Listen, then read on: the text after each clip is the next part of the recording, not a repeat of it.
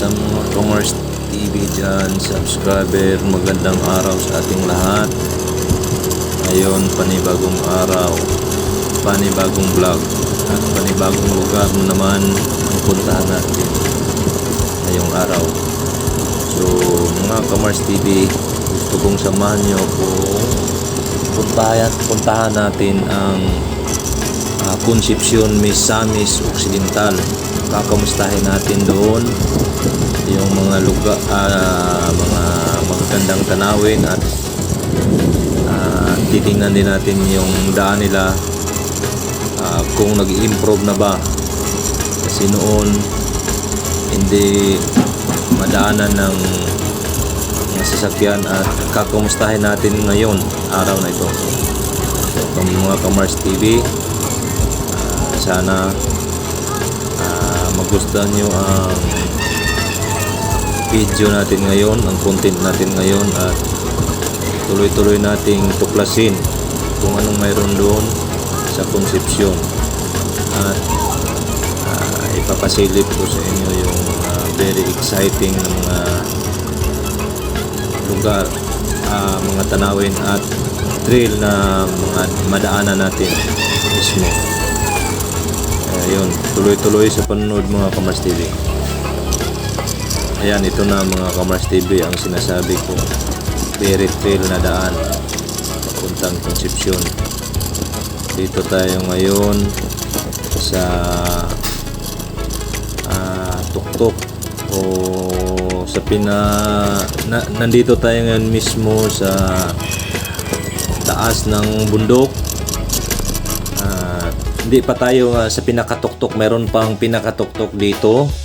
At yun dito, ipapasilip ko lang sa inyo, galing dito sa tatayuan namin ngayon. Ito ay mga 6,000 feet below. So kung makita natin yung ilog na yan ay ilog ng Karugtong. Yan ang koneksyon ng Dapitan City River. So ngayon, mga Commerce TV, yun ang gusto kong puntahan at ipasilip ko sa inyo. Sabay na rin kakamustahin natin yung mga daanan dito. Maalala ko yung bata pa ko, siguro nasa 3 to 5 years old ako, dito kami pumupunta. Kasama ko yung mga grandparents ko, lolo't lola. Nilalakad lang namin. Yung mga Commerce TV, ipasilip ko sa inyo yan, yung mga bulubundukin dito. So very exciting at super thrill dito, mga Commerce TV. Yan sa baba, makikita nyo, yan ang pinaka dugtong o koneksyon ng Dapitan River. So yung pinanggalingan pala ng tubig na yan ay galing mismo sa bukal ng Mount Malindang. So yung pinaka source talaga ng tubig na yan. Mga Commerce TV, dito maganda talaga ang temperatura dito, mga Commerce TV. So siguro gawa ng masasabi natin na yung mga malalaking puno sa mga matawag nating parang virgin forest pa rin, at hindi ito ginalaw kasi pinangalagaan mismo ito ng DENR.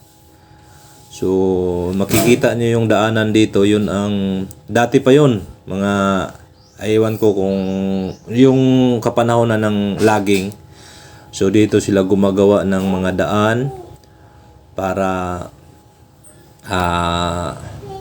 maka-access yung mga sasakyan na. So hanggang ngayon, yun pa rin ang ginagamit ng mga tao.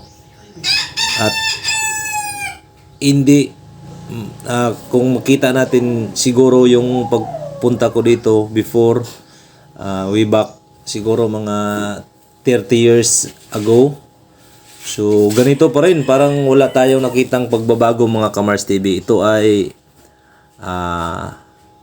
nasa boundary na ng Zamboanga del Norte at Misamis Occidental. So particular na lungsod yung Concepcion, at yung pinakamalapit ding lungsod dito sa Zamboanga del Norte ay ang Mutia. So ayan mga Kamars TV, pupuntahan natin ngayon. Ipapakita ko sa inyo, ipasilip ko sa inyo yung nagsisigandahang mga bulubundukin at hugis ng mga bulubundukin dito mga Kamars TV. So yun ang sinasabi kong very exciting. Iwan ko lang mga Kamars TV kung kaya natin tong hanggang sa dulo madala ba natin yung motor natin. Okay. So yung sa gilid mga Kamars TV yun ang bangin. So from dito sa pinanggalingan pinagdadaanan namin, yun ang sinasabi kong 6,000 feet below sa river, sa ilog na yan. So yan mga Kamars TV, mayroon ding ang mga tao dito naglalakad lang talaga. So sisikapin natin yan, surprise tayo, nabalitaan din natin na mayroon ding mga nakatira dito, mga residente mismo sa sakop ng Concepcion. Nagbayanihan daw sila ngayong araw na ito. Tulong-tulong sila sa pag ayos ng kanilang daanan para madaanan man lang ng kahit motorcycle. So ayan mga Kamars TV, yun din ang kukumustahin natin ngayon. Nandyan sila ngayon sa ilog mismo. So titingnan natin kung anong ginagawa nila, at sana may ma-interview tayong mga residente mismo dito sa lugar na ito. Mapagtanungan man lang natin kung ano ng mga latest development dito sa lugar na nila. So mga Kamars TV, ito ay talagang nasa pinakatuktok na or pinakamalayo ng bayan. Siguro galing mismo sa lugar namin sa siyudad ng Dipolog, malayo-layo na to. Pero mga Kamars TV, binalikan natin ngayon at gusto kong ipapakita, i-share sa inyo kung anong buhay meron dito sa mga lugar na ito. So katulad ng sinasabi ko, since 30 years ago nakapunta pa ako dito. Ngayon sa sobrang tagal na mga Kamars TV, gusto kong kakumustahin yung mga lugar kung saan isa rin sa mga pinanggalingan ko mga Kamars TV. Kasi dyan sa Concepcion mismo, meron kaming mga lupain dyan na tagal-tagal na din naming pinag-iwanan gawa ng mga noong panahon na yon, armed conflict. So sa ngayon kakamustahin natin, we are hoping na safe tayo sa pagpunta natin dito.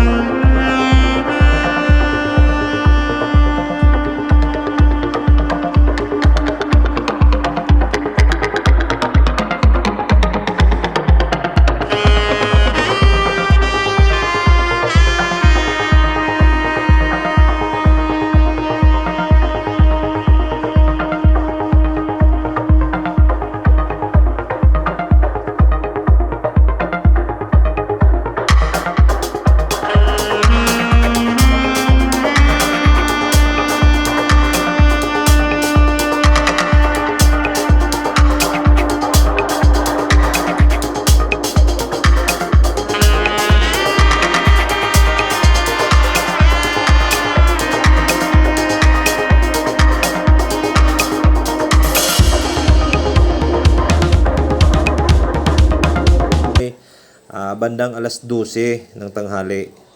So tamang-tama, alam niyo mga Kamars TV, ramdam natin yung magandang klima dito. Siguro almost negative yung lamig dito sa lugar na ito. Kahit ngayon, tanghali alas 12 mismo ng tanghali, napakalamig ng lugar mga Kamars TV. Kaya yun, kung makikita nyo yung mga tao na yan, nagtanghalian sila, sila mismo ay mga residente dyan, yung tinatawag lang Palo 4. So dyan sila, kumukuha pala sila ng mga buhangin at dinadala nila doon sa taas at nag-ambag-ambag na rin sila para makabili ng simento. So, maliit lang mga Kamars TV. Siguro mga sinisiminto lang yung madaanan ng motor nila. Siguro mga 2 feet. Sarili nilang bulsa, dumudukot sila sarili nilang bulsa para lang ma-improve yung daan nila para yung mga produkto lang galing mismo dito maibaba nila at madala nila sa mga kalapit na bayan o sa syudad mismo. So ang pinakamalapit ditong bayan pala mga Kamars TV ay ang lungsod ng Mutya. So although ang lugar na ito ay sakop ng Concepcion, kung makikita niyong hirap sila sa daanan dito galing sa probinsya ng Zamboanga del Norte, mas lalo na mga Kamars TV, lalong mahirapan sila dadaan papuntang Concepcion. Kaya mga Kamars TV, i-address natin ang problemang ito. Sana masilip man lang kung sino mga ahensya ng gobyerno o kahit mga pribadong, lalo na sa mga kilalang mga pribadong institusyon na hatid natin ito sa mga karapat-dapat na nasa gobyerno para man lang matulungan din sila sa pag-deliver ng kanilang mga produkto. So mga Kamars TV, pipilitin natin o makahanap lang tayo ng may interview dito sa mga pinaka-leader nila dito sa mga taong ito para makuha din natin yung concern nila, direktang concern nila at sana masilip din to ng mga lalong-lalo na sa direkta mismong i-address natin sa bayan ng Concepcion, lungsod ng Concepcion, na makita man lang nila ang problema ng mga naninirahan dito sa lugar mismo. So mga Kamars TV, mayroon din silang mga pangunahing produkto dito pwede lang madala sa mga malalapit na bayan. So yun ang pinaka-importante, na yung access nilang daan para madali din lang maihatid yung mga produkto at hindi mabubulok. Alam natin na mga gulay ang pangunahing produkto dito mga Kamars TV, mga root crops. So maghanap tayo dito ngayon mga Kamars TV ng leader nila na makukuha na natin ng informasyon tungkol sa mga gusto nating nalalaman sa concern nila dito mga Kamars TV. So yun, dito makikita natin yung mga tao, sila mismo kusang nagtulong-tulong, nag-ambag-ambag man lang para i-interview natin. Gaano unsa kala para siya mora yon lang kalapad yung daan na. Yun lang. Yun lang ang mga tiyuhin ko na rin to eh. Yung asawa niya, tiyahin ko. Si pinsan ng nanay ko. Bali sila mismo na nagsikap sila talaga para ma-develop yung daan. Biruin mo yun mga Kamars TV kung makita nyo, sisilipin natin yung daan.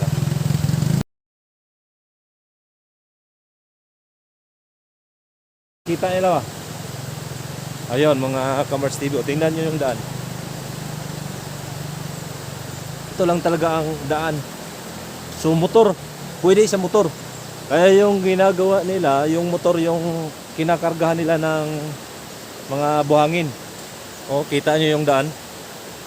So sana masilip to ng LGU Concepcion para sila mismo agresibo silang yung daan ma-develop para yung mga produkto nila dito madali ding maabot sa kung saan man idadalhin yung mga produkto. Yung pangunahing produkto dito yung sa farming, halimbawa lang yung sa mga gulay, mga root crops.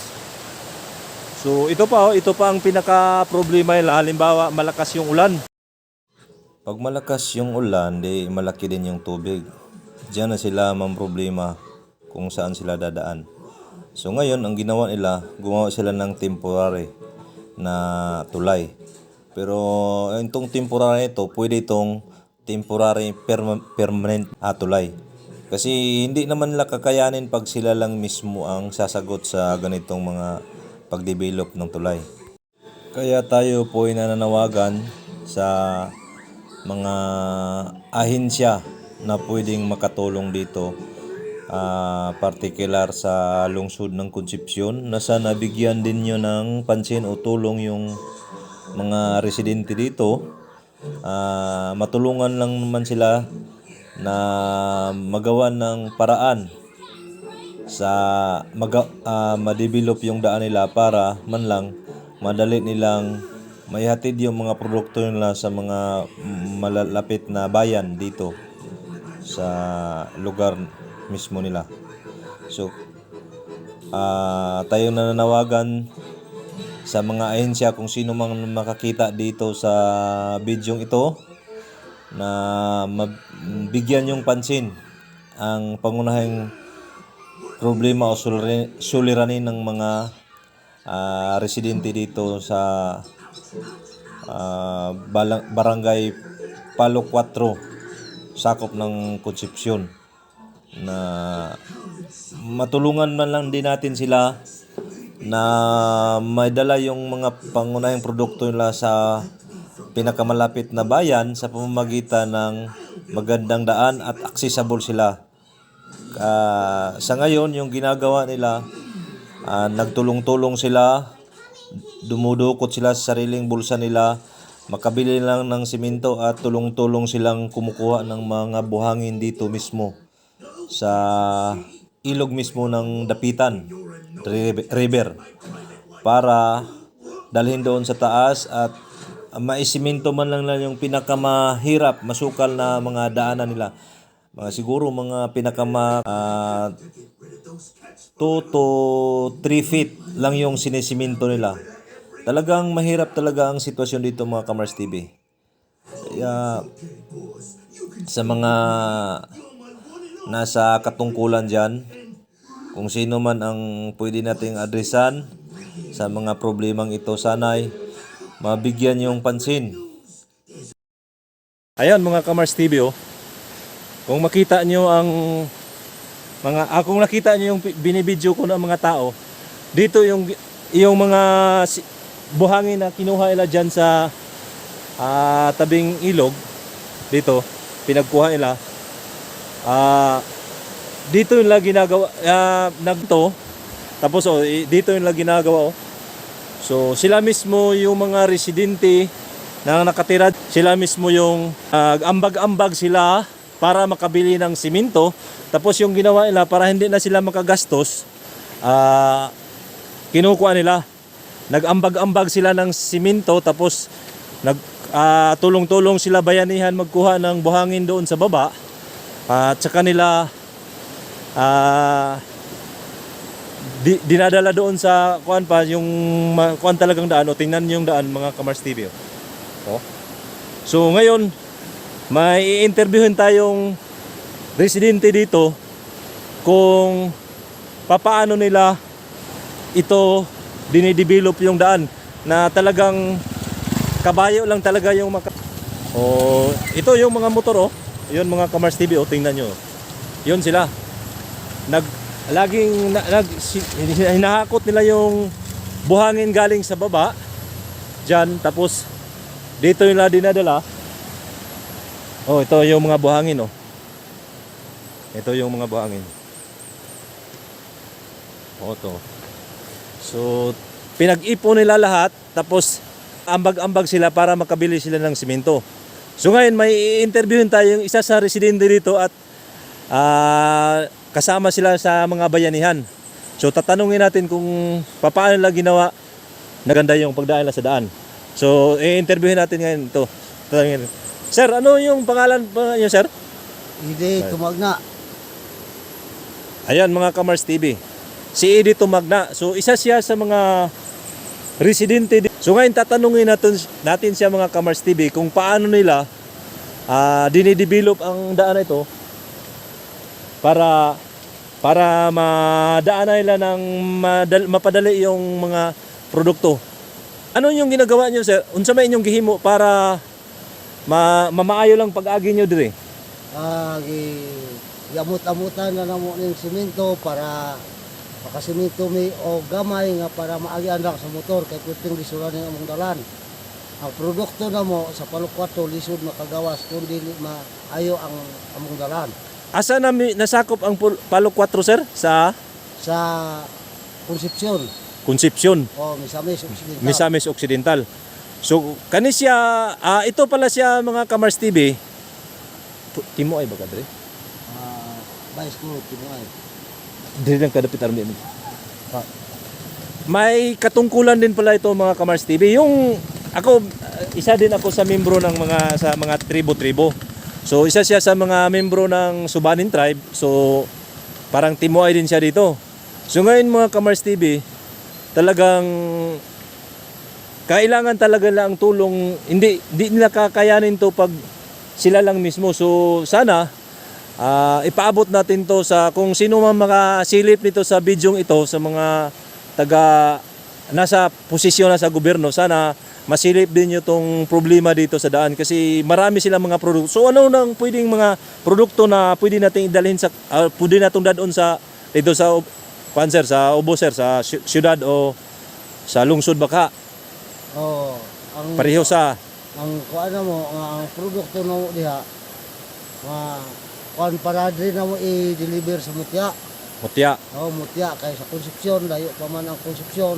Kay wa pa pud maayo ang dalan diha mao nang among produkto sa Mutya ayun na mo pagdadaa. Sa Mao ni Mutya. giayo na mo ni karsada pahinaan lang na mo ni sa kuan gitabangan na mo sa pagpahina para lang makaagi ang mga motor lang. Unsa man gaay mga produkto pareha sa unsa man mga klase sa produkto nga inyong ma-provide mahatod dito sa Mutya?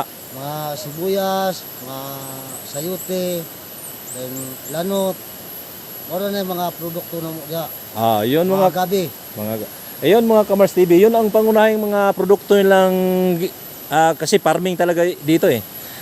Yung mga sibuyas, kamuti, tsaka yung tinatawag na ewan ko lang anong Tagalog sa lanot. Tapos yung mga root crops nila, sila mismo ang mga tumatanim niyan. Kaya, mga Kamars TV, ito si Sir Ede, matagal na itong nakatira dito. Tapos ngayon, sila mismo, nag-pick up talaga sila na para mapadali yung naka-coordinate ba mo sa sa lungsod sa Concepcion? Kasi pagtrabaho na mo dire. Oo. Oh, naka-coordinate na mi ani kay gani na may kapitan na mo dire na diha sa Suba. Na si Kapitan Oda. Oh na. Ato interview to. Then si Timoy pod to dito si Timoy. Oh, pwede magana Sige. si Sige, atong pwede dire ito daw. Oo, Dito na. di- Ako na. Ayun, mga Kamars TV, ang interview natin kay Kapitan ay sa susunod naman din natin ipalabas, sunod na mga vlog natin. Ayan, mga Kamars TV, gusto kong dito ko muna tatapusin yung video na ito. At sana sa mga nakapanood dito, lalong-lalo na sa may katungkulan dito sa gobyerno natin, at mabigyan din niyo ng pansin ang pangunahing problema dito sa mga lugar na ito. Unang-una, talagang mahirapan sila sa pag-deliver ng mga produkto nila. Gawa ng talagang pagdala pa lang ng mga produkto nila pababa, ay talagang hirap na hirap sila. So, i-address natin ang problemang ito. Kung sino man mga ahensya at pwedeng makatulong dito mga Kamars TV, sana mapansin nila ang pangunahing problema dito. Ayan lang siguro mga Kamars TV, at hanggang sa susunod naman ng mga vlog natin. Tuloy-tuloy lang sa panood. 1, Maraming 2, salamat. 3, 4.